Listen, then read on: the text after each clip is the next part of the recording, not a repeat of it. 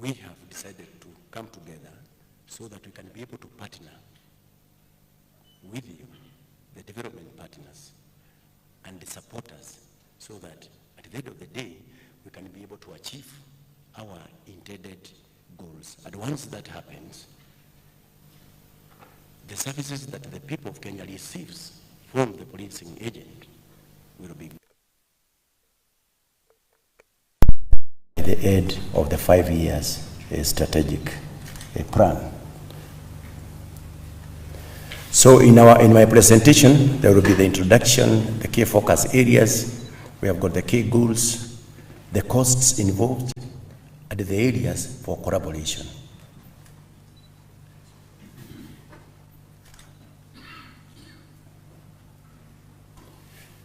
The key focus areas, we have got the digitization of police records and citizen services. That includes the occurrence book. We need to digitize our occurrence book so that you can be able to raise issues from the comfort of your home, from the comfort of your office, from wherever you are. You can actually be able to raise any complaint or an issue that you have with the police at the comfort of your office, of your home, when you are taking a cup of tea in a hotel, and so forth and so forth. We also want to achieve traffic instant fines. These are some of the areas that we have had complaints from our people. And we want to ensure that we eliminate or minimize these complaints to the bare minimum.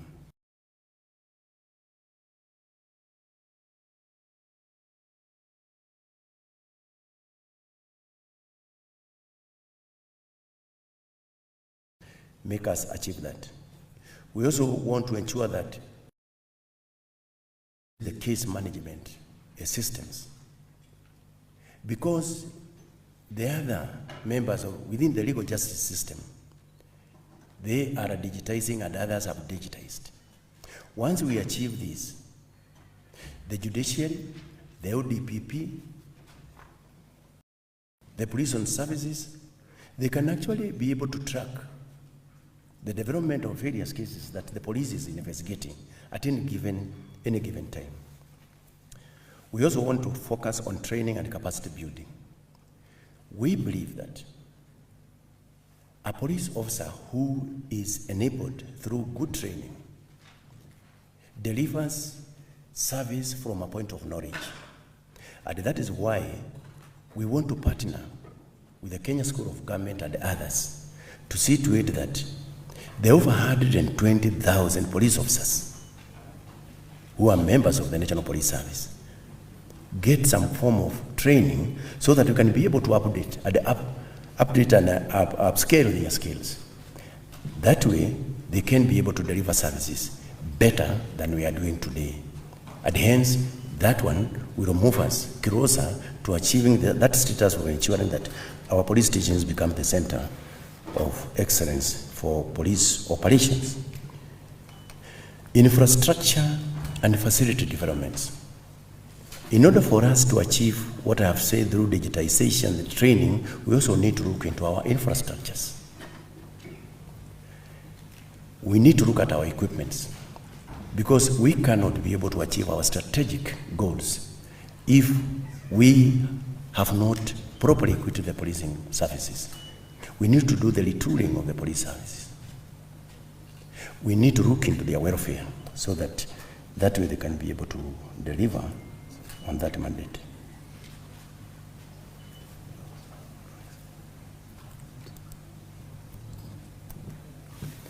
The key goals. In the key goals, we want to improve efficiency in service delivery. It is true, if we digitize our services, the services that we render to the people of Kenya are digitized, then it is very true that we are going to improve on the efficiency in service delivery. We want a situation whereby once a case is reported, the Inspector General can be able to follow and say, look, why is it that this case was reported today in the morning, 8 in the morning, and it is now 5 in the evening, and there is nobody who has looked into that case. So that way, supervision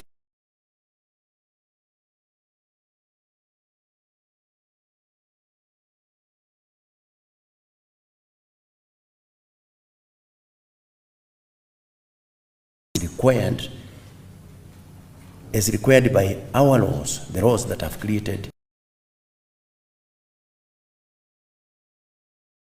expertise in crime investigations and management. It is true that if we don't effectively investigate crimes the way they are supposed to be investigated, then we cannot be able to ensure that our people enjoys their basic rights.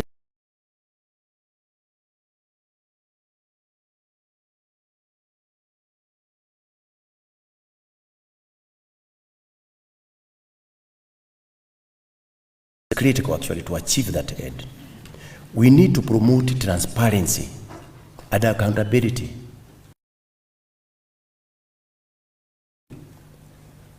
I welcomed the EACC to come and look into our systems,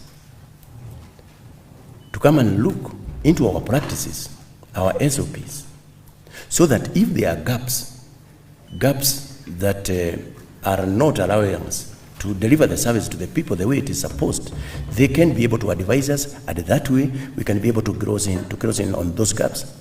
I'm expecting to get the report by the end of May. And once we get that report together, all of us, then we go ahead and ensure that we implement. And by so doing, we will be making this service better, or will be in actually achieving our operational capabilities. So we need to have good logistics in place to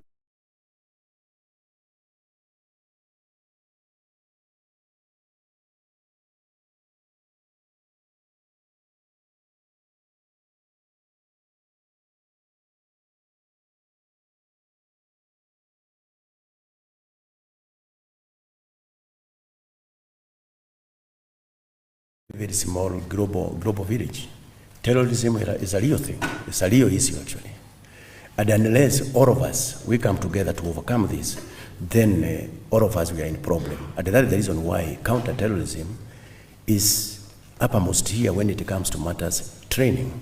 And the cost into that, we estimated at around 0.3 billion.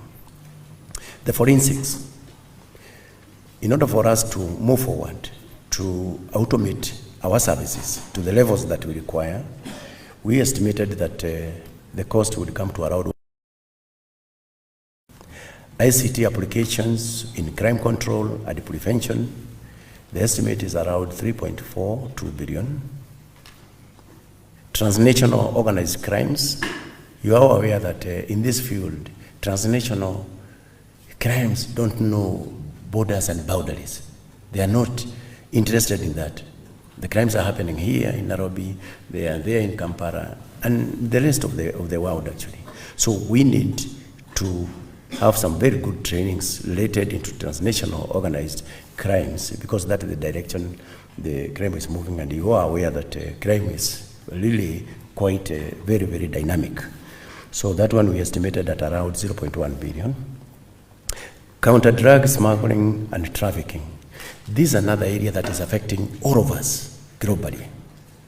Matters affecting narcotics, drugs, human trafficking, and so forth. We are estimating it, the training would cost us around 0.1 billion. Customer service excellence, that one is estimated to cost us around 10 billion. Remember, this is a key area, because in each and every police station, we have a customer care desk. We have the report office. That is actually the first point of contact. Person we go to a police station, those are the people, those are the officers that will meet to ensure component, these critical masses of the National Police Service are well trained, well equipped, so that they can be able to handle our customers, that's the people of Kenya, with great care and excellence. And that's the reason why we need to partner with all the trainers to assist us in that direction. But for that to happen, we require funding, we require support for other support groups. The review of training curriculum is very, very important so that the issues of human rights, contemporary policing issues are also put into perspective. Because again, the Ed state is a satisfied public whereby their basic rights and freedoms are respected by all the service providers, including police officers. Mental health and wellness is another critical area. We know, and all of you are aware, that policing duties are quite stressing. We are all aware of that. So this is another area that as we continue to transform, we must also address the issues of mental wellness of our officers. Mental health is a critical component that, again, we are calling upon all of you to come in and support us so that we ensure at the station level, the officers who are rendering service are officers whose even state of health and mental health is excellent. And that is the reason why we call upon you to support us in that direction. And it is estimated that that is going to cost around 0.2 billion in order for us to move forward with a total of 15 billion, 15.1 billion. Infrastructure cost. We need a police peace support training center. Again, this is another critical component.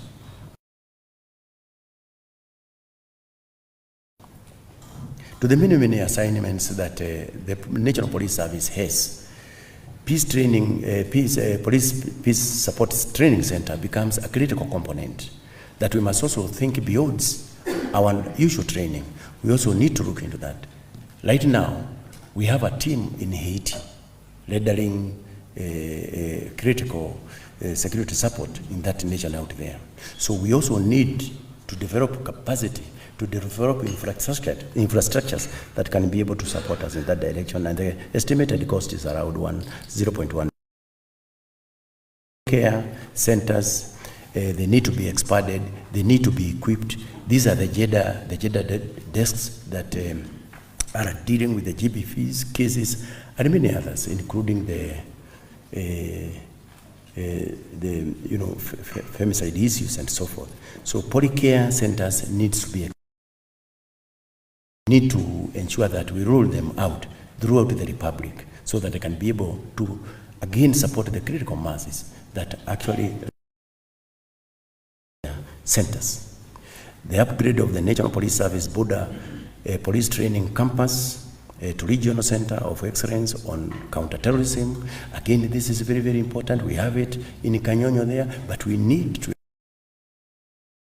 develop that capacity to the levels that are required and assist us on matters training on counter-terrorism, and the estimate is at around 3 billion Kenya shillings. We also need to upgrade the DCI Academy to regional center of excellence on criminal investigations. Again, as I said from the word go, the Directorate of Criminal Investigation is the one that handles matters investigations. So this is an area that all of us, we need to address very seriously. We need to so that all the cases that are being handled by the DCI are cases that are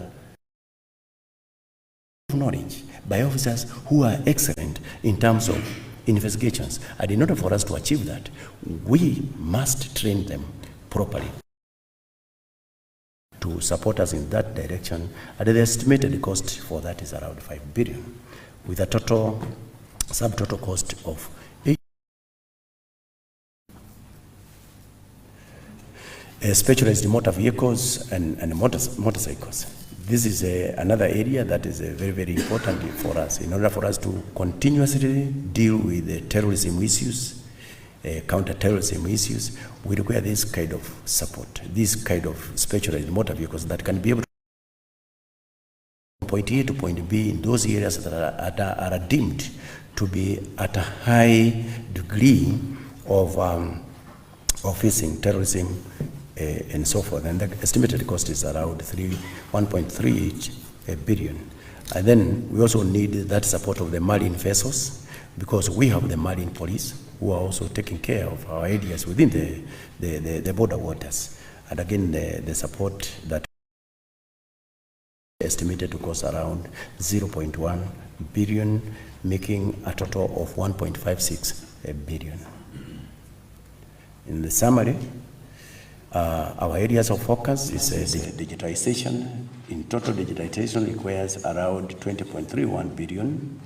Training is estimated to cost around 15.51 billion. Infrastructural development, we require around 80.34 billion.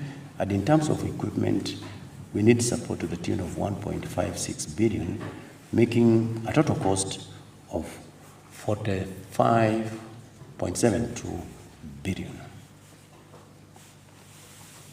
Our asks. In digitization, we need to do the connectivity of our stations. We need to do the LAN, the WN, we need ICT equipments and devices. That way, we can actually be able to digitize our policing services. So these are one of our asks. When it comes to matters training and curriculum review, we need to do capacity building. At capacity building, that's once again, we are calling upon supporters, fund this activity, we work together with the Kenya School of Government and others, and we are going to achieve that. Or once we achieve that, then this service will be much better for all of us. Infrastructural support, care centers, expansion equipments, training institutions, we all need to look at them so that again, they can be able to comprehensively support us. Equipments, we need the specialized vehicles and motorcycles and marine vessels as indicated there earlier. That marks the end of my presentation.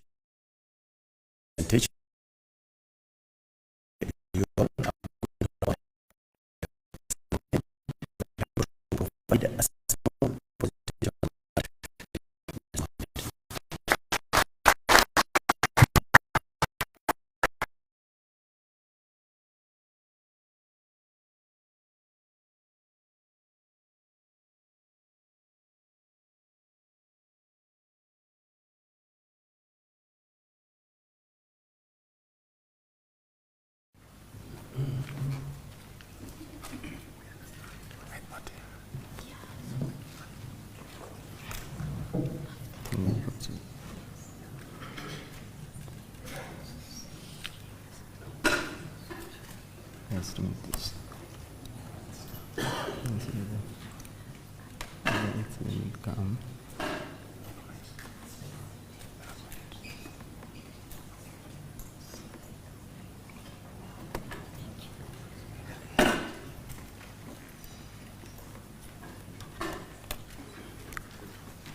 Our CS, I'll take 5 minutes to just speak to.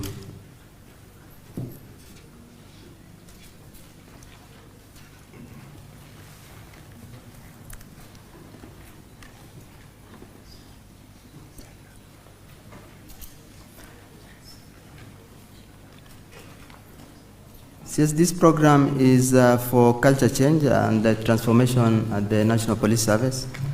Very quickly, I give the background.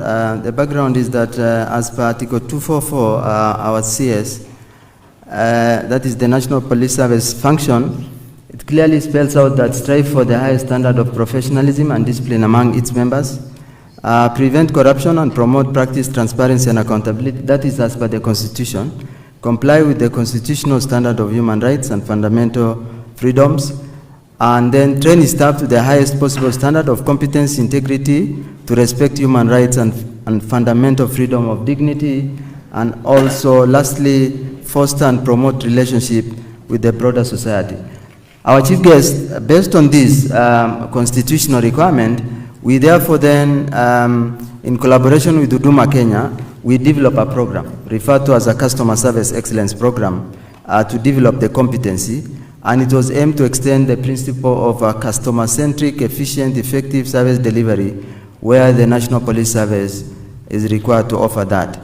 And the challenges which we are trying to address, our chief guest, Honorable Waziri, are as follows. One is the relationship between, National Police and the citizen. So through this program, we can be able to improve the relationship between citizen and the police.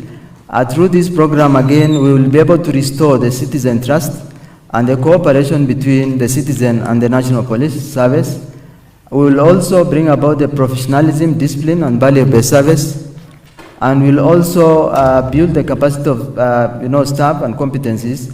And also one critical thing, Waziri, is that we will also bring about the standardization of service delivery, what we refer to as the whole of police approach. And finally, the morale and the job satisfaction of the police will also improve, because the moment we build their capacity, it was historical because we are now moving from the highest inspector general to the lowest. And that is what we refer to as, we will carry later on what we refer to as National Police Service Happiness Index, and see whether then we'll get a full satisfaction from there. And again, His Excellency President clearly in so many of his speech, which we pulled out, he had a vision for the effective service. One of which, Waziri, is that he said, reorient and recalibrate the National Police Service into a fit-for-purpose, public service-driven vehicle capable of advancing the national agenda. That is one vision, again, given to us by His Excellency the President, which we must all support. Second is inculcation of values of governance, ethics, integrity, as key in achieving the high-performing public service. The third one is a public service that is highly efficient, effective, and responsive in service delivery. And finally, our chief guest is the public service powered by an energetic, highly performing, and motivated workforce dedicated to serving our wonderful country. That is the vision of His Excellency the President. With that, therefore, then, we are guided by His Excellency the President vision, NPS strategic plan, and also the strategic framework for the implementation of reform, which was again His Excellency President launched in the Kenya School of Government. With that, therefore, then, our chief guest, National Police Service have set an agenda for the change and the culture, culture transformation in the service. What is then our strategy?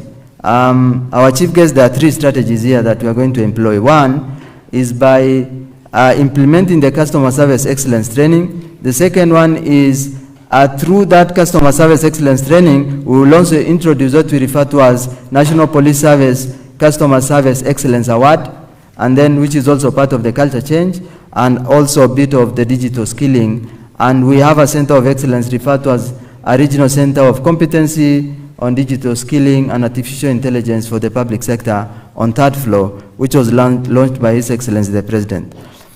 Our chief guest under customer service excellence training, we are looking forward to a world where, towards the world-class, agile, citizen-centric, and responsive National Police Service. And this training, again, as you can see, it is to instill a service excellence culture, fit-for-purpose National Police Service workforce across the service. And as you can see, this is the training, our chief guest. There are 4 levels. The first level is what we refer to as customer service excellence for strategic leaders, from IG to the commandant. There's a 1-day training and then 3 days for commandants. And then the second one is customer service excellence for senior officers, ASP and CP. There are about 1,342 for 5 days. And the third one is customer service excellence for technical staff. Those are the members of the inspectorate. And we will therefore then deal with that, about 7,820. And finally, the majority customer service excellence frontline officers. These are 95,062, a total of 104,325. And that then will bring, some of the content, our chief guest is all this. At senior level, from IG to commandant, we'll be undertaking what we refer to as a psychometric and emotional intelligence assessment for them to appreciate and fully support then the people at a lower level. The culture and attitude change, customer service excellence standard, employee wellness, the mental health, effective communication, emotional intelligence, empathy and understanding customers, conflict resolution, crisis management, handling difficult customers, handling public complaint and grievances, and also leveraging on the technology in customer service. Those are some of the areas, Waziri, we will cover for those programs that we'll be rolling out. And then, Waziri, for first time in the history of National Police Service, will be introducing what we refer to as a Customer Service Excellence Award, toward again a world-class, agile, citizen-centric, and responsive, where each police station will be competing to, get an award, and it will be an annual event. And this is what, therefore, then we are looking for. These are the 5 critical pillars.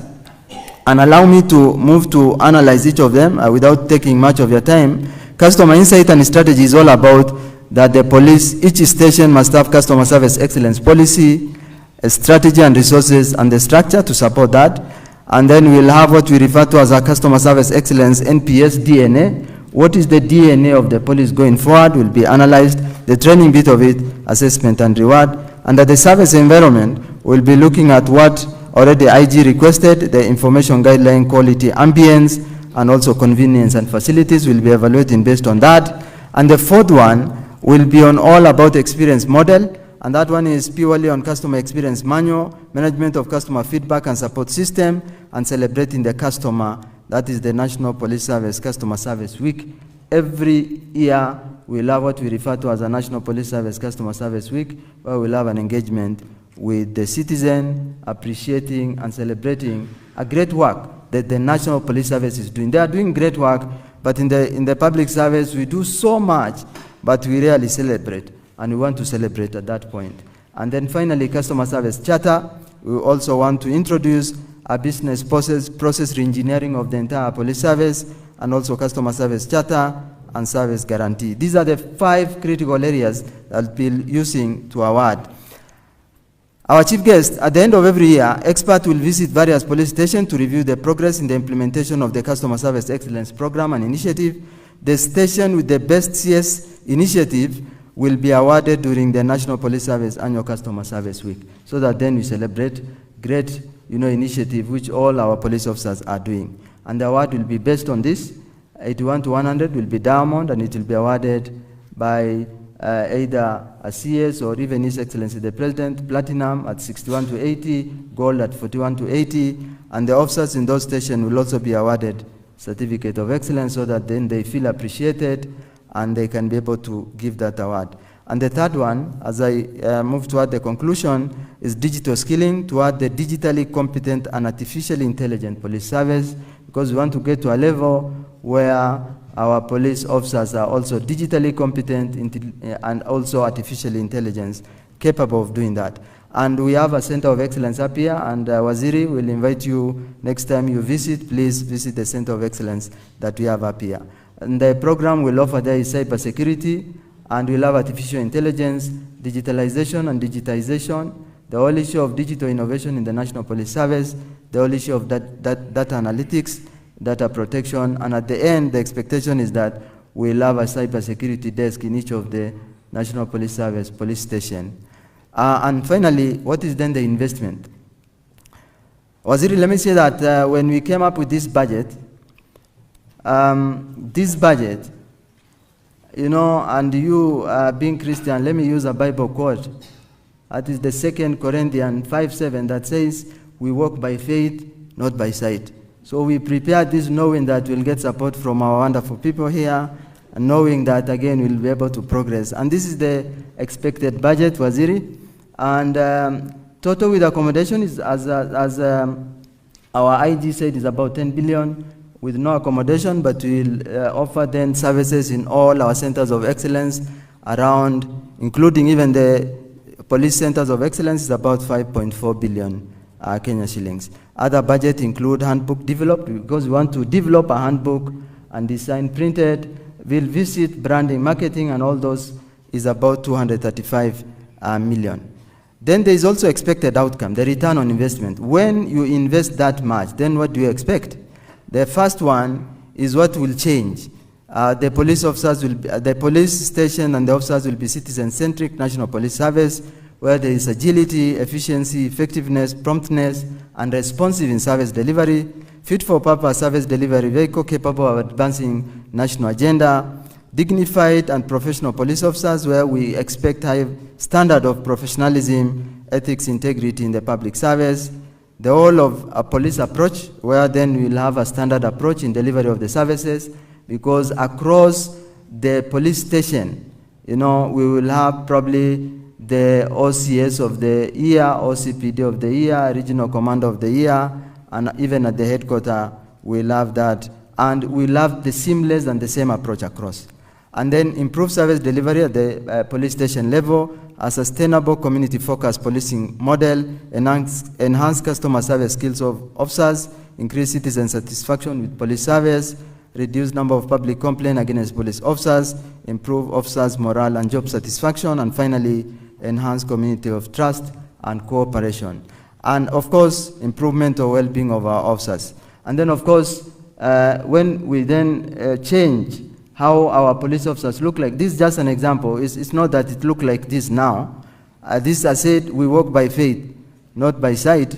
So therefore then, we expect the police to, reception to look like this in future, where they serve with dignity and with integrity. And it continues, and this is our vision we want to see in future, where the police will be serving with a lot of smile and appreciation. And of course, we also expect police officers to engage the citizen and all this. Another initiative, Waziri, we will be expecting out of this program is something like Usalama na Mazingira, that is cleaning and greening day, where citizens will collaborate with the police officers to do that. We have also Salama and Ovijana, where we have youth engagement day. It's not that it is there.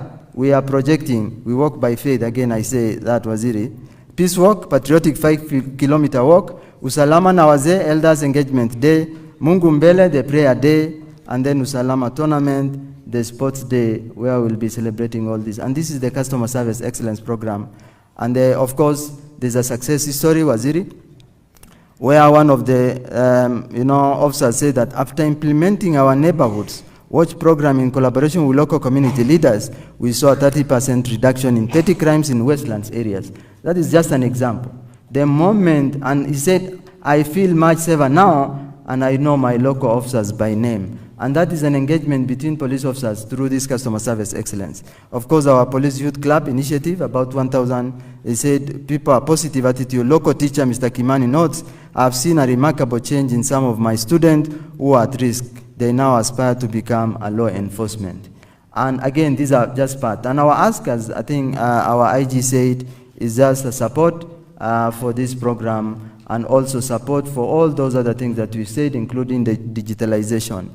And therefore, just to conclude, the Customer Service Excellence Program will build a highly skilled, agile, efficient, effective, responsive, citizen-centered National Police Service.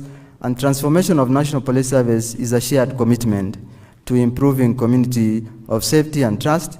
And by bringing together all this collaboration, we'll be able to deliver on this. Together, we can build interagency synergies, mobilize community participation for a more secure Kenyan society. Let's unite as champion of change for a responsive, transparent, and citizen-centric police service. We believe that if our presence doesn't make an impact, definitely our absence won't make a difference. And that is why, therefore, then today we are saying National Police Service must put a dent in the service, and we can only put a dent in the service when we have produced a positive, measurable, lasting change and transformation in the National Police Service, contributed towards shaping citizens' lives and outlooks for the better, solve an important, neglected, or overlooked problem in the National Police Service. And finally, another quote, if we dare dream and wake up to chase our dream, we score, but if we dream but enjoy the comfort of our status quo,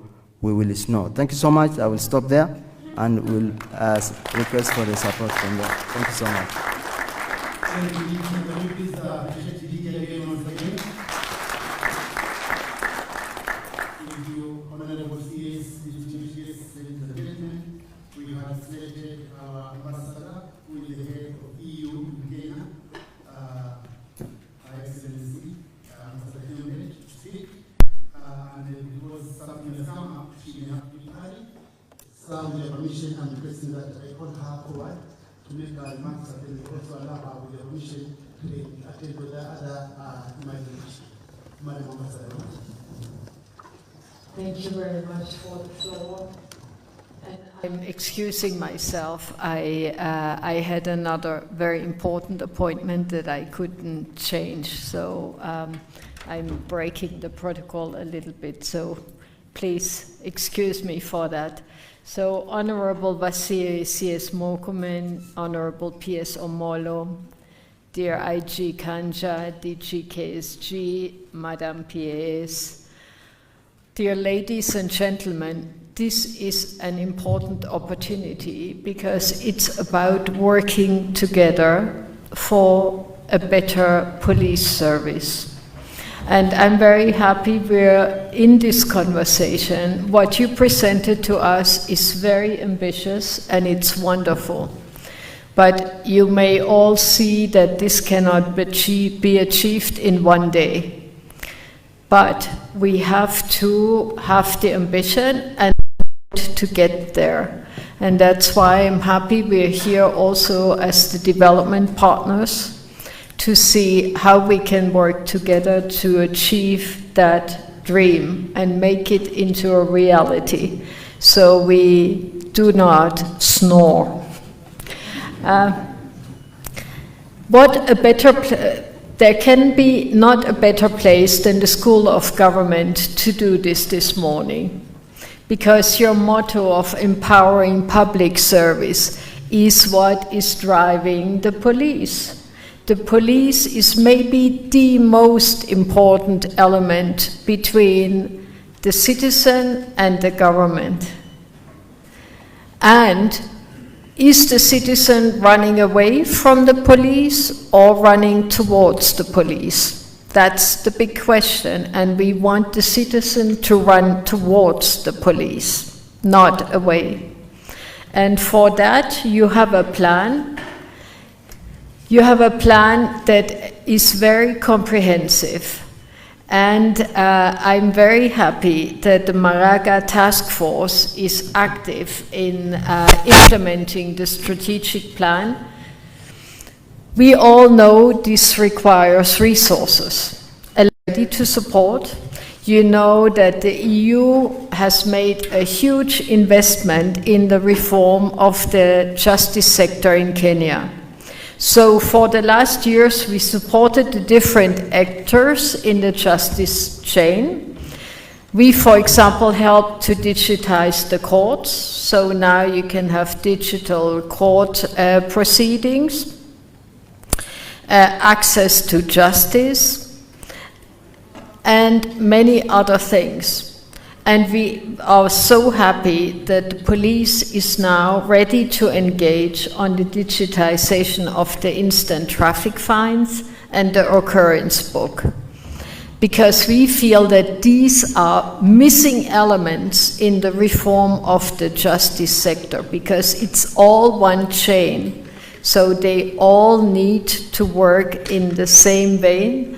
And also, the systems need to communicate with each other. So, if we digitize the courts and others, the systems of the police have to be communicating with the rest, because the idea is that a file can travel from the police station to the court. That is the idea, and I hope we'll get there. We are happy to support, because trust in the police means trust in the government. That's basically what it comes down to. So through our justice sector reform program called PLEAD, we can support NPS efforts in many areas to improve police service delivery, like mobilizing technical and legal expertise for system development, change management, capacity building, public outreach. I know you need a lot of infrastructure and equipment. There we can do some, but not at all. This is very ambitious.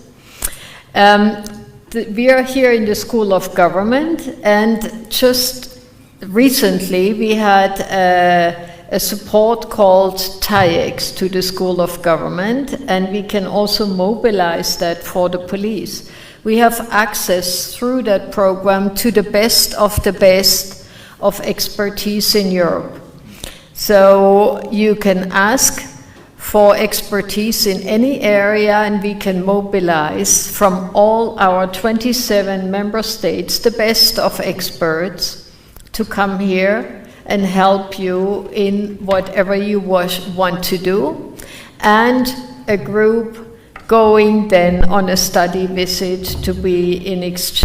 So School of Government profited. Right now we are doing this with the Finance Ministry, as actually we have this week the experts here. And so this is just one example where we can help. We are already at the moment engaging with the NPS in the system review that is done by EACC. And we really hope that this achieves the goal number 3, promoting transparency and accountability. In our justice sector reform program, the second phase that we have started is focusing on the fight against corruption. And that's why we're so interested in the digitization of the traffic fines and the occurrence books, because we feel that this will make a big contribution also to the fight against corruption and for transparency and trust of the public in its police. Thank you very much. Asanteni sana.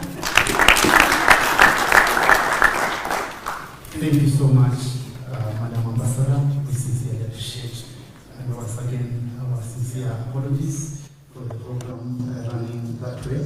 But we do hope that you'll also be able to catch up. Your presence and words have been most acceptable to us. Honorable Seals, distinguished guests, ladies and gentlemen, we are now going into the second last segment of our morning breakfast, where we have a few remarks which will be crowned by your final keynote address. And in this segment, allow me, sir, to call upon the Inspector General of the National Police Service, Kanja, to make his remarks and subsequently invite the PS to speak as well. Welcome, sir.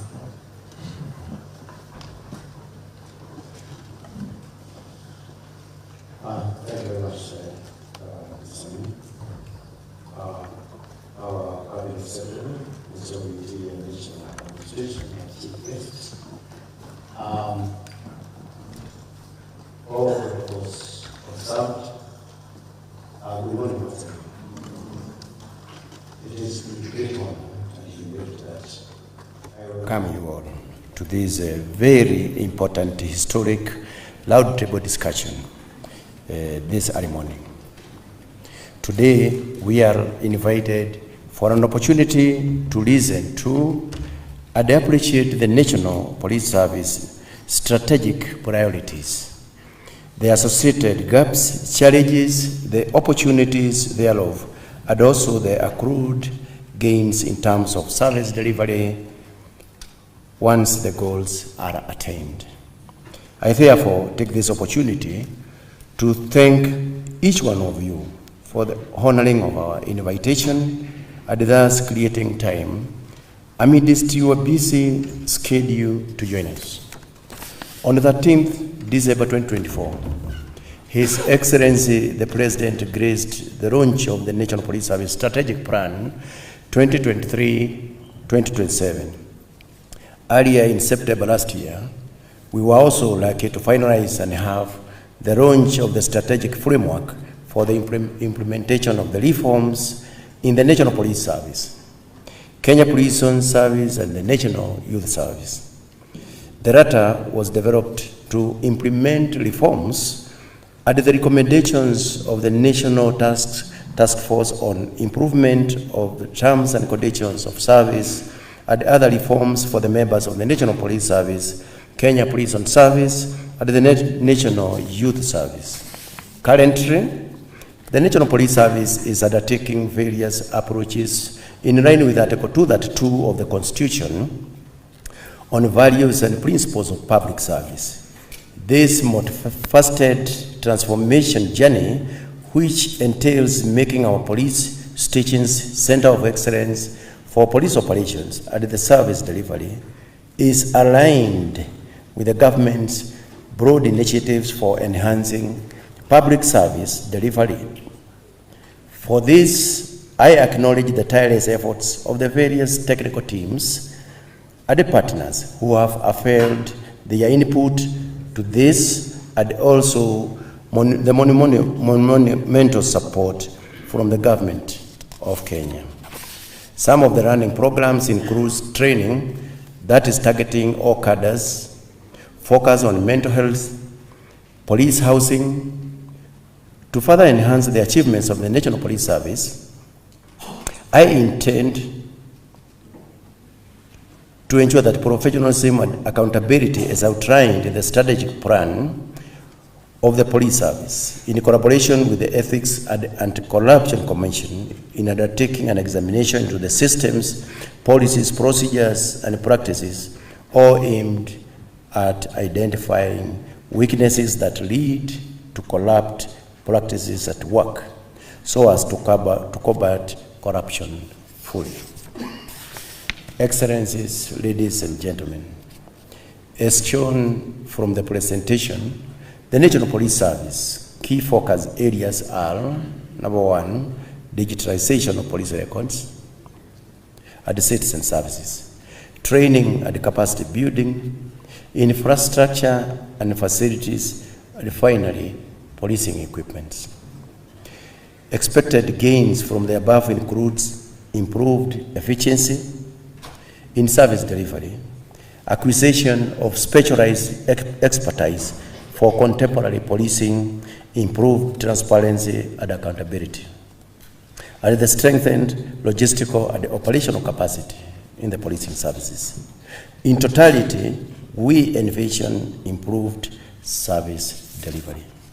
To achieve this, we look forward to a robust strategy on collaboration and partnership with communities, partners, and stakeholders. We are alive to the fact that the National Police Service, just like any other government agency, faces budgetary constraints which hinder full accomplishment of many strategic objectives. We firmly believe that with the support of our stakeholders and partners, we will successfully implement the various programs outlined in our strategic plan. More so, the priority areas just highlighted in my presentation. It is for this reason that your presence here today is vital to us, very important to us. The discussions that we hold at this meeting aim to further strengthen our partnership, explore new opportunities and areas of collaboration, and identify solutions for mobilization of resources to support the implementation of the police service strategic goals. In the face of budgetary constraints, the service therefore welcomes your support and reaffirms its readiness to work with all partners and stakeholders. I call upon all of us to seize this opportunity to advance discussions on realizing the mentioned strategic objectives and also in attaining professional policing services for the citizenry. At this juncture, it is important to note that the National Police profoundly appreciates the continued support and collaboration from various partners and stakeholders, without which milestones we celebrate today would not have been achieved. I conclude my remarks by reiterating that as we navigate this landscape, marked by both opportunities and significant challenges, your continued partnership is critically important for efficient and effective service delivery and for sustained protection of rights and freedoms of the people. With these few remarks, I thank you for your attention and I look forward to fruitful deliberation. Thank you very much. At this juncture, I also want to take this opportunity to invite our peers, Dr. Raymond Omoro, so that he can also deliver his speech and continue the program. Thank you very much.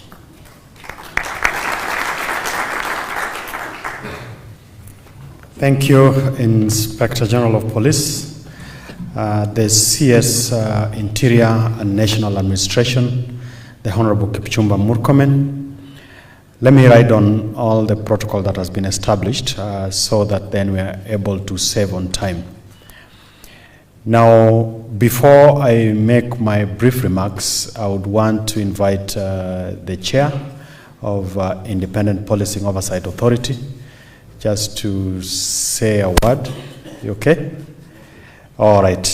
So let me invite the Honorable Gabriel Tongoyo, who is the chair of the Parliamentary Committee in charge of Security and Administration, on behalf of Parliament. Karibu, Mheshimiwa.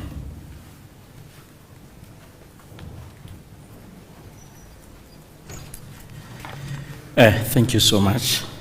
So our chief guest, the CS, Interior and National Administration, and the PS, the members of diplomatic corps and ambassadors' presence, the IG, and the entire National Police Service family, and invited guests. Good morning. Maybe before I say one or two, we want also to just appreciate we had come with my vice chair, who is seated in our midst, Didoraso, Colonel, retired. It's good you stand up, to be appreciated. Thank you so much. And I personally also don't have much to say. I just want to say that we are delighted to be here to join all of us for this very important meeting, roundtable meeting with our development partners. Much has been said, starting from the first presenter, the Banis, who is the secretary. Of course, a good presentation by the IG. And our host here, Professor Nur, who I can call today the man of faith. I think he really demonstrated that faith can really work. And so mine is very brief. I just want to really appreciate that as we meet here this morning, it's good to just really to appreciate that we are meeting not as strangers. We had actually been working before as partners, especially in the area of National Police Service. And as has been said by the first speakers here, I think we were here just around December, I guess so, when we launched the National Police Service Strategic Plan, which really, in a big way, tried to give the vision of the National Police Service and the roadmap on how they wanted to achieve their ambitious plan to make the National Police Service a robust, people-oriented, and more efficient service to deliver on their mandate as stipulated in the Constitution of Kenya, Article 244. And we were blessed to have the Excellency, our Excellency the President, who reiterated his commitment to make the National Police Service people-oriented and more efficient service. And as Parliament, we continue definitely as our key mandate through our legislative processes to ensure that public service institutions meet their constitutional mandate to offer their best services to Kenyan people through putting pieces of laws together to enable them achieve their mandate. And one among the many that talk about in matters National Police Service is one that is an amendment that is through Parliament, actually through the second reading, going to the third reading, on amendment on the National Police Service Commission, which aim at establishing social support and mental well-being in every county, so that it can able to help our police officers who go through stress because of the nature of their work, and many more, which I don't want to speak much into that today. I just want also to really appreciate that we all remember that from the first day when the President of Republic of Kenya, His Excellency William Ruto, took oath of office, he made it very clear from day one that his big vision for the National Police Service, starting by giving the financial autonomy to the National Police Service. He re-embarked on the issue of modernization to enable the police officers perform their duties better in a more robust way, which I'm sure the PS or the CS may talk much into that. And to this end, as a body that appropriate funds, I want to confess that to this end, we had managed to appropriate about 9 billion, around there, Bwana PS, into modernization of the National Police Service, which the IG himself confessed to us that it has really gone it has done a big deal to help the National Police Service perform their duties, even in curbing the issue of the cattle rustling and other acts of crime in the northern part of Kenya and the North Rift. And of course, we all remember that, of course, even the issue of improvement of the welfare of our police is top in the priority. And actually, in the current financial year, we managed to give about 5 billion Kenya shilling to improve on the wages and salaries of our police officers, so that we continue to motivate them and improve their morale in serving the country. The IG has talked about a big plan on the issue of the housing in collaboration with the Ministry of Housing and Urban Development. There is a whole big plan to ensure that our police officers live in dignified manner through improvement of their housing program. And sure, in other issues to do with the issue of curbing corruption, the National Police Service is embarking on e-procurement, as it's happening across the other government department, to ensure that we manage to cut the issue of corruption and, of course, enhancing efficiency, which was well captured also in the strategic plan.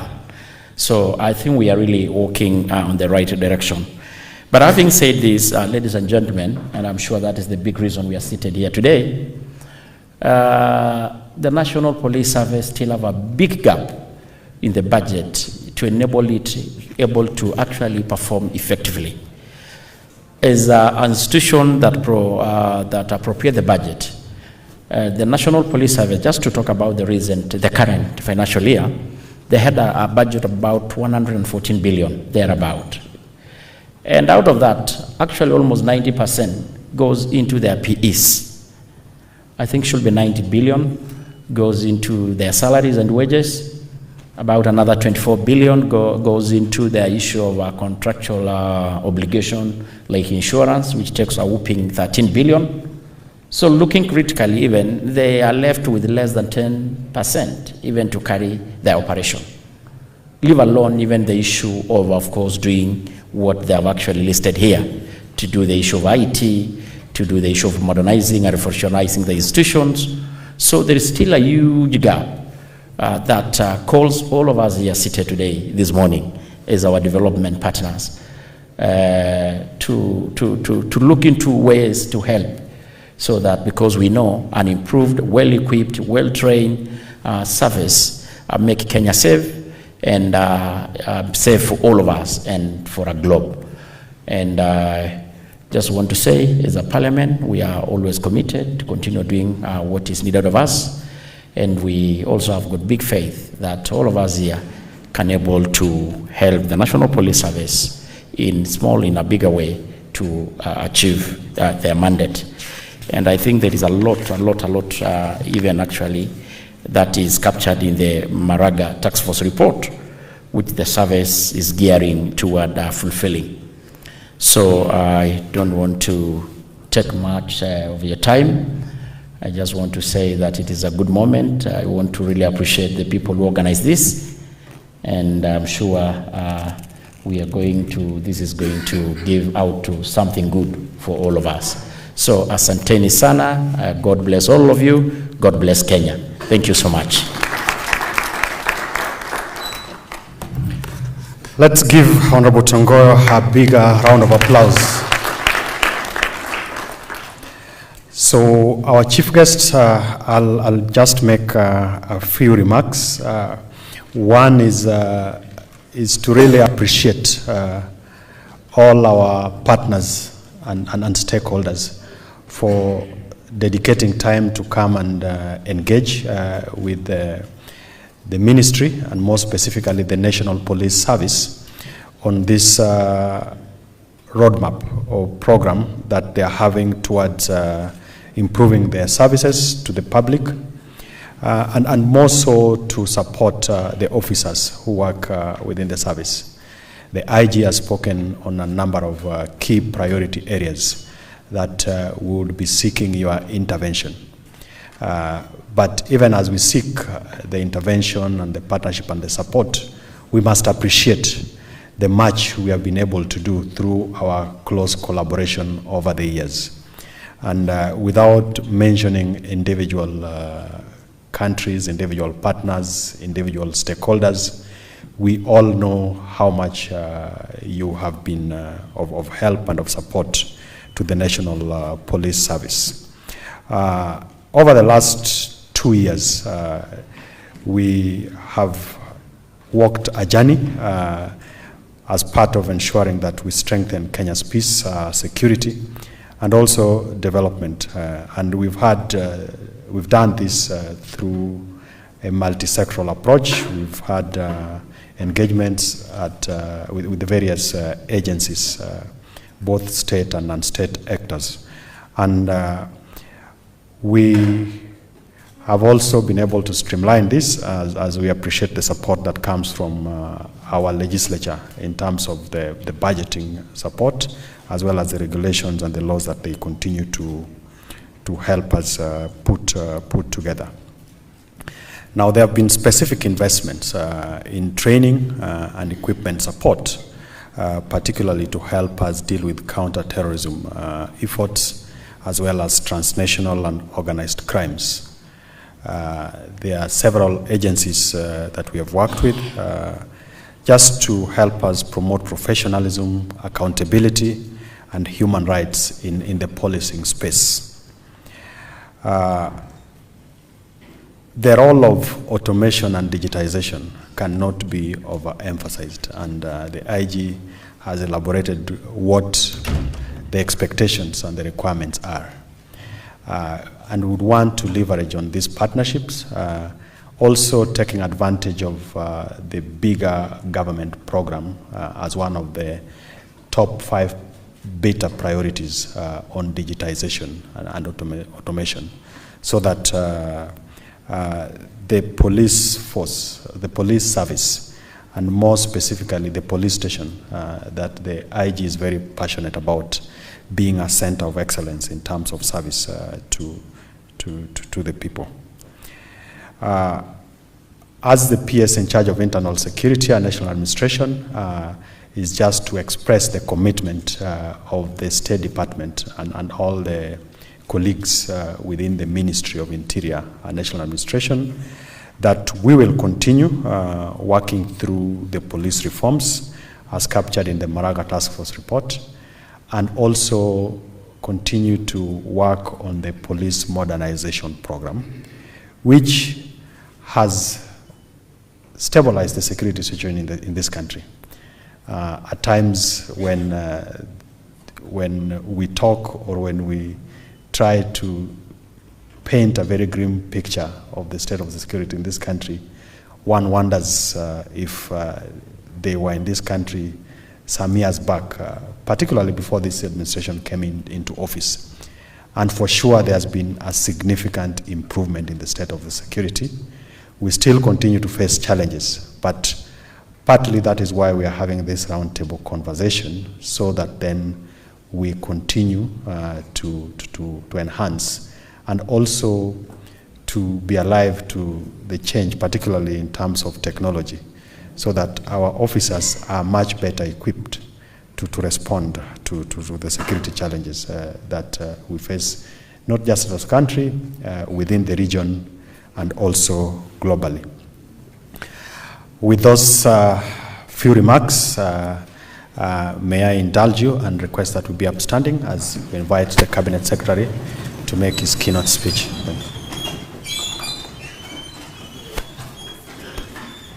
Please be seated. Thank you. There are too many things here.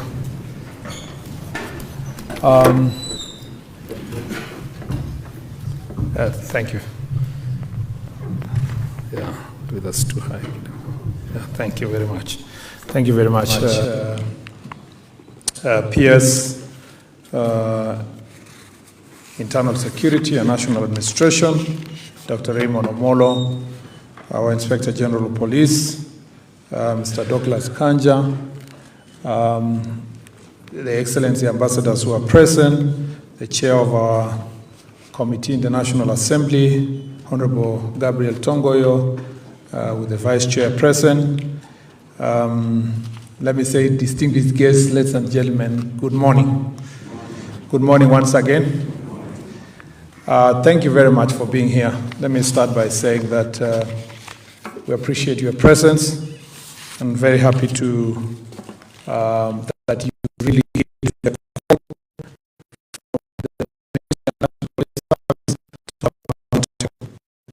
the national of our nation's security and a fundamental institution in upholding the rule of law. I actually like what Ambassador Arieta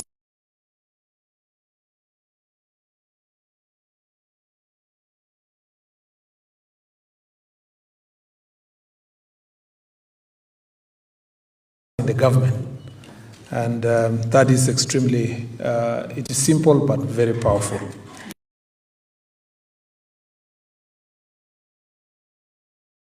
Constitutional law is that government exists to protect citizens and its people, and protection is security.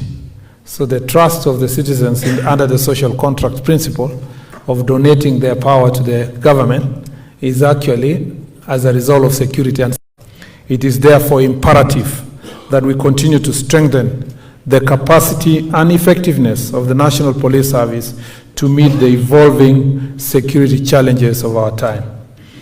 I am therefore honored to join you today for this important roundtable as we reaffirm our collective commitment to strengthening the National Police Service.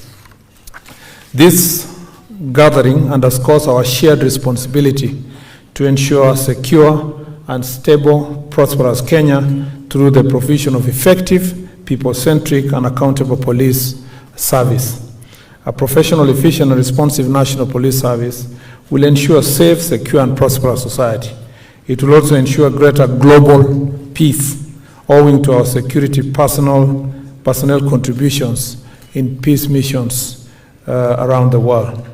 The National Police Service 2023 to 2027 strategic plan presents a bold and transformative roadmap that aligns with the core mandate of the police service as enshrined in the Article 243 of the Constitution and the National Police Service Act. And as Professor here added, this is a journey of faith, and as he quoted the book of Corinthians, I will also add that in the book of Hebrews, chapter 11, verse 1, faith is the substance of things that are hoped for, and it's the evidence of the things we have not seen. So your being here gives us the confidence that we are already there, even when we are still walking the journey to that direction, because that journey of faith is towards transforming our National Police Service. The plan outlines clear steps towards supporting the service to carry out their constitutional duty and aligning it with the broader national security agenda. It prioritizes improved infrastructure, enhanced staff welfare, increased technology adoption, and strengthening operational policies, among other key goals. As a government, we remain fully committed to the successful implementation of this plan, recognizing that adequate funding, strategic partnerships, and sustainable investments are crucial in overcoming financial and resource constraints. Together, through collaboration with development partners and the private sector, we will ensure that this vision translates into tangible outcomes for the safety and well-being of every Kenyan. And I see the presence of the private sector here. I saw the CEO of KCB, among others, And this is very encouraging, so that it's not just the development partners we are focusing on, we're also focusing on the strategic partnerships we have with the private sector. Modern equipment is a key cog in our continuous improvement of our policies capacity to combat crime. We therefore need resources to enable us to continue deploying the latest technology to tackle emerging crimes. To enhance the operational capacity of the National Police Service, we have made significant investment in infrastructure and facilities. Just early this month, we commissioned a second batch of the mine-resistant ambush-protected standard duty vehicles as part of our modernization agenda. The completion of the DCI National Forensic Laboratory and the establishment of national police leadership also underscores our commitment to realizing the successful implementation of this plan. Additionally, we have prioritized the acquisition of modern surveillance tools, protective gear, and advanced communication systems for establishing the Integrated Communication Command and Control Center. The establishment of the Police Peace Support Training Center further strengthens our readiness to provide security internationally through peace missions. The government remains steadfast in addressing outstanding challenges, ensuring that NPS is fully equipped to meet evolving security demands and serve Kenyans effectively. In line with the National Police Service strategic plan, we are spearheading integration of technology and ICT to enhance efficiency, transparency, and service delivery in policing. The ongoing modernization of police operations, including the implementation of digital occurrence book and case management system, streamlining workflows and improving operational efficiencies are crucial steps towards this implementation of this plan. We therefore believe, and I strongly believe, that digitization process will help us to firmly deal with corruption, especially when we look at the plans that are underway to introduce instant traffic fines for better traffic management, while we expand our local area network and wide area network infrastructure will ensure seamless and secure data sharing. Additionally, we are in the process of rolling out police body cameras to improve police professionalism and accountability. These areas are extremely important for us to make sure that the National Police Service is accountable, and also this instant police service infrastructure, instant traffic service infrastructure is going to help us to also deal with resources raising. I am glad to have served before in the Ministry of Roads and Transport, and one of the things that was missing that time is this partnership between the police, the the transport infrastructure, and I think now, and I have promised the IG that in a week or two, I will convene a roundtable for us now to do an interministerial conversation to roll out the instant fining system. And we will end this issue of many people saying they are being forced to give kitu kidogo on the roads. And I believe that in the process, because there are so many violators of the traffic rules, we shall be in a position also to raise revenue that will help us to implement this strategic plan. So therein lies the money, even though it is seen money, but it's important that it will help us to implement the program that we have. And therefore, I believe that we are on the right path to ensuring that our police service is accountable. I really believe that, let me say this, that in the past, we have depended so much on the personality of the people running the institutions to improve services in those institutions. But little have we invested in the institutions themselves so that there is an institutional culture. If you see what the professor was presenting here, we want to walk towards institutional culture. We want to go to a stage where it is not the person of the minister roaming around the streets and chasing matatus that is being discussed. So that when you become a cabinet secretary, People want to see you running around the roads and getting cheap publicity, quarreling with a driver or quarreling with police officers, and going incognito to a police station and harassing a police officer there, and then taking a few pictures. Then you get some publicity. Then you are rated that you are the best person, the best minister. That is cheap publicity. What this plan is trying to do is to create a mechanism for us to do things that will not depend on the person who is holding the office at any given time. So that then these issues become part of the institutional culture. There are systems of accountability. There is technology being applied. So that when the IG is not Mr. Kanja, the next IG finds an institution that is running. If that can be achieved in our national police service, we believe that we will have arrived, because instead of depending on the person of the minister, of the PS, of the whatever. And when I was in Rhodes, I said I was not going to replicate what former CS Minister Michuki did. I said it wasn't right for us to see our cabinet secretary running around these roads, stopping matatus and berating some individuals and so forth. When that person leaves, then the next person, what will they be doing? We need to focus on institutions. And I think the instant finding system and technology is going to be the answer. And I am very passionate that through this strategic plan, we are going to work together to leave a legacy that will outlast myself and all of us here. The other thing I'd like to say is that the other problem when it comes to governance and management that bedevils many institutions, and we must be careful we don't suffer that consequence, is the idea that each one of us is seeking for personal glory. You want to be the guy here, you do some few PR here and there, you're taking a few pictures here and there, and then it is praised that it was your job.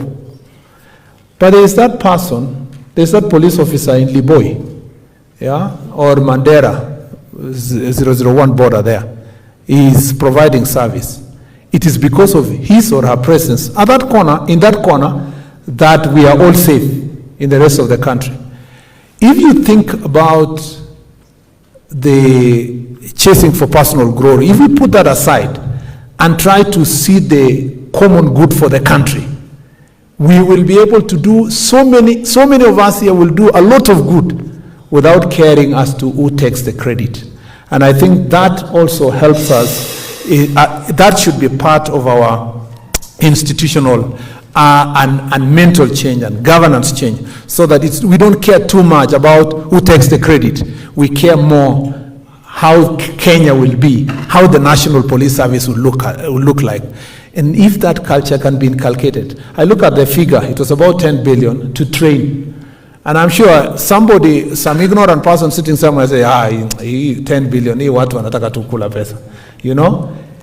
That training is extremely important, culture. And I wanted to say, IG, that in our next hiring, we should not wait for the training of those who are already in office.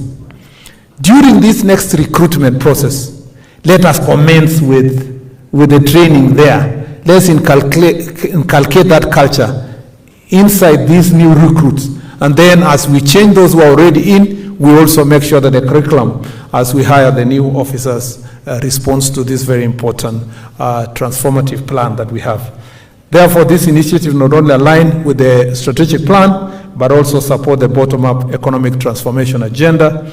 And by digitizing and automating government processes, ultimately improving efficiency, citizen access, and effectiveness in public service delivery. So the whole better plan of digitization must plug into this. And I think we were whispering with the PS there that we need to see also what is going on in the Ministry of ICT and plug into that to make sure that the digitization plan is achieved. And this collaboration, a whole government approach, will also help us access some of the resources that we need to achieve this plan. To enhance the welfare, motivation, and productivity of National Police Service officers, we are committed to implementing the National Task Force on Police Reforms report, the decentralization of human resource services, the establishment of a contributory benevolent fund, and pursuit of a fair and competitive mortgage reaffirm the government's commitment to prioritizing the welfare of our police officers. Soon you will be seeing us launching the affordable mortgage for the police officers. Let them benefit like other public officers, servants that are getting the same mortgage. You will also see us establishing the contributory benevolent fund. We want to make sure that we put at the center of service delivery the welfare of our officers. We want their morale to be high. We want them to have the commitment to, as they serve the country. I went to Todonyang a month ago. Is it a month ago? Yeah. And I saw the kind of sacrifice police officers who serve in far-flung areas are having. You know, we need to make sure that their welfare are taken care of. I was surprised when I reached there. I was told I was only the next cabinet, any minister who has ever gone there since 2011. You know. So there are some corners of the country that we have generally abandoned, and I think it's important for us to appreciate that police officers in those areas that ministers don't even go, police officers are there, and we need to appreciate them by doing good in our offices, in our air-conditioned offices, to make sure that they access these services. Finally, or almost there, bear with me. I therefore call upon the development partners who are here. Thank you very much for coming. And the private sector, thank you very much for being here. Let's collaborate together with the government in supporting the National Police Service. We acknowledge that the challenges persist, including other challenges that the police have, like mental health concerns among our officers and unfortunate incidences of corruption. And I call upon you, we work together to implement this plan. We will have sorted these problems that are bedeviling our police officers. I want to also assure you that we are conscious of the fact that in the last 3 years, 3 to 4 years, actually almost 4 years, we've not been able to hire or recruit new police officers. And that has put a big strain in most of the police stations. People are asking us, why are there 3 people in a police station that, 3 years ago it had about 15 police officers, 2 officers in a place where they had 5 and so forth. And it is because as time goes, if you don't have a plan for annual recruitment, and I think this is something else we need to think about, what is the number that annually we will be making sure that we hire as we progress. I'm glad to announce that in the next financial year, and in a process that will begin from this financial year, in a month or 2, we shall be going out to recruit another lot of 10,000 police officers to make sure that the police service is resourced to enable us to make sure that we are covering the many challenges that our police officers face across the country. And I know it's very easy for people to sit in their computers and write stories about our police officers. And I see it so often. It is easy for people to write these things. I wish really would carry some of these journalists and the editors and the bloggers to just go and stay in Elwak, not for the whole day, for a half day in Elwak, half day, not the whole day. I wish, and I'm ready. I want to request all the journalists who are writing very nice stories about us in Nairobi, I will give you transport for free, and fly a good number of journalists to Elwak, and I want them to sleep there for a week, just to enjoy and relax and interact with the local people. For your information, there are police officers there. Yeah, so it is not like you are going to be alone. You will be with police officers and also the NPR. I am giving that challenge, and I'm ready to take some of our very good editors who are in Nairobi to Elwak to stay there for a week. And that offer is effective now, so that you can have a very good time reporting about our country. In any case, it's part of our country. And from that experience alone, if you are there for a day or 2, you will change your attitude of what you say about police officers and what they do, the sacrifice they make and the enemy they confront to protect our nation. Not just police officers alone. Just think about the citizens that are in those parts of the country, that are in Kibish, that are in Todonyang, that are in that corner of Liboi, or the last part of Lamu, and just what they go through to make sure that this country is safe. So it's important. It's important for a few of us to travel around our country. We will be a bit more serious when we talk about the security of our country and the welfare of our nation. And therefore, I want to confirm to you that we will do everything possible to support this plan, including dealing with a few minority of officers who sometimes engage in acts of bribery and misconduct, and we are also going to be able to deal with them decisively. And I want to thank IPOA who are here for also those who are going to misuse their position to harass and hurt others. We will make sure that that level of accountability is achieved. Ultimately, our commitment to the National Police Service remains unwavering. We will continue to invest in their welfare, training and modernization, ensuring that they have the necessary tools and support to protect our nation and contribute to global peace. For us to do this, we need to work together to raise the needed resources that will help us to move the National Police Service to where it should be. I want to thank you, IG, and thank the police officers who are here for the job you've done so far. We, as a country, still confront the challenges of banditry and the enemy from the neighboring countries. But the work from where I stand, I am very proud of the work that our police officers do, and we will continue the process of making sure the modernization program that had been started, and Honorable Tongo, you're captured here, is on to make sure that you are equipped enough. We will also make sure that National Police reservists, some of whom, a good number of them in Marsabit the other day, we unveiled them and other parts of the country. We will also equip them, and this training program will also target the National Police Reservists because they assist us in helping the police at the local level, and we want to make sure that their operating standards are also taken good care of, to make sure that the acts of banditry that are happening in other parts of the country are dealt with. But I'm very happy, I am confident that the work that you have done has changed our country. A few years ago, places like Kipia, particularly like Kipia East and West, people were not occupying their farms. They are back to their farms. In places like Baringo South, the entire Baringo South now is at peace, and people are tilling their farms, and children have gone back to school. We are completing a few schools that were rebuilding, and I'm very happy with the Member of Parliament in that region and the leaders from that region. They're doing a good job. Many parts of border of Marakwet and Baringo, the border of Turkana and West Pokot, we are seeing very, very good progress in terms of peace issues. We have a small challenge that at the one corner of Baringo, and IG, we have agreed on what we need to do in that corner. We have also a small challenge in Samburu, and we will be announcing tomorrow our new strategy in dealing with the question of Samburu and the neighboring counties of Isiolo and Meru there, and some parts of Laikipia North. But the work that has been done already has made significant difference in our country. And I'm glad that those who are engaging in political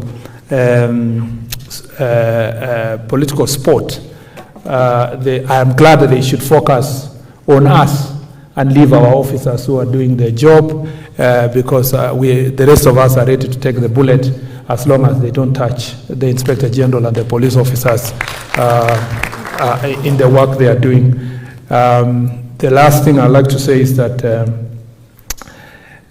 in this sector, we are very serious people. We are no longer in political sporting. And because of that, we must learn something, IG, that two things that someone told me. One, and it's a very famous quote. One is that if we have to reach our destination, including implementation of this plan, we must not stop on the way. They say if you have a journey and you stop all the time on the way to throw stones on every barking dog, you will not reach your destination. You must put your eyes on the ball, and we must all of us put our eyes on the ball. I want to call upon all of us who are in the security sector to keep our eyes on the ball, on the strategic plan, on keeping the country secure and safe without throwing stones to every barking dog on the way. Number two, somebody said that if you want to lead an orchestra, you must turn your back on the crowd. You must focus on the music, the musicians, and the performance, and not the cheering and the clap of the crowd. If you want to be a proper leader in this sector, our focus will be one and only one, to keep our country safe and secure. And therefore, I want to thank all of you for coming, and I look forward to partnering with you to deliver this plan. Asanteni sana, na Mungu awabariki.